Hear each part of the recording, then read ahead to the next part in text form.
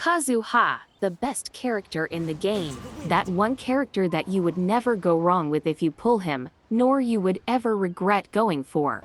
His best weapon is Xiphus. Yes, Freedom Sworn is really good. Yes, Favonius gives particles, but you also need some crit on substats to proc that. And given that getting EM main stat is already damn hard, getting also crit on substats is even worse.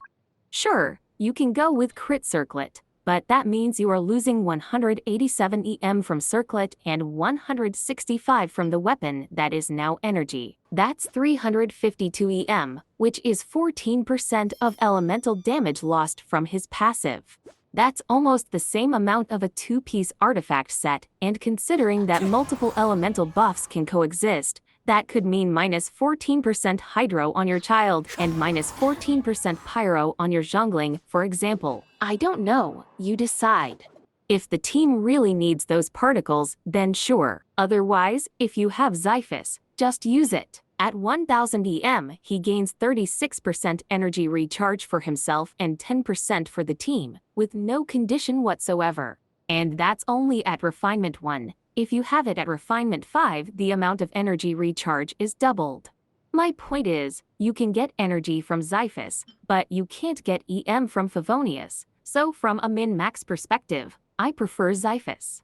But yeah, if you need that bit more particles, Favonius is great, or even sacrificial. Other EM options like Iron Sting and Umbrella are good too if you don't have Xiphus. The best artifact set is VV, that's it. There are no other options unless you want a DPS build, but really, the main stats are triple EM, with EM and energy on substats. His constellations are just some quality of life and more buffing capabilities. C1 resets the skill cooldown after using the burst. C2 gives 200 EM to him and the character on the field inside his burst.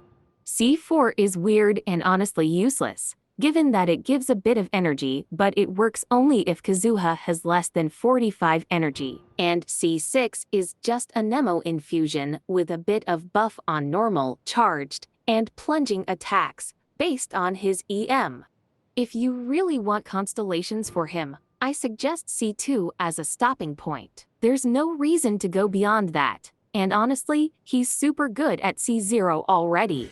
As for the talents, prioritize the burst, followed by the skill, and then normal attacks for the plunge damage. I triple crowned him cause I love him, but is absolutely not needed. The most important talent is his passive buff. Every time he swirls an element, he gives elemental damage of that element to the team based on Kazuha EM for 8 seconds.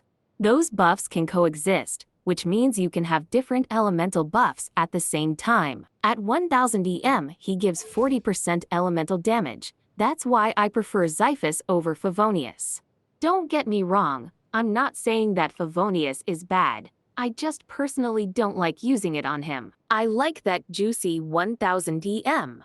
Teams, he can join every team where a VV is needed. Like, seriously, Ayato or Child International, Ayaka or Ganyu Freeze, Keking or whatever electro-aggravate character, or even mono-swirlable elements.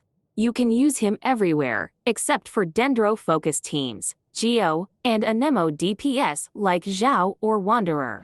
So yeah, if you are a meta player, pull for him. If you like him, definitely pull for him. If you don't care about meta and don't like him at all, then skip him. At the end of the day, that's up to you.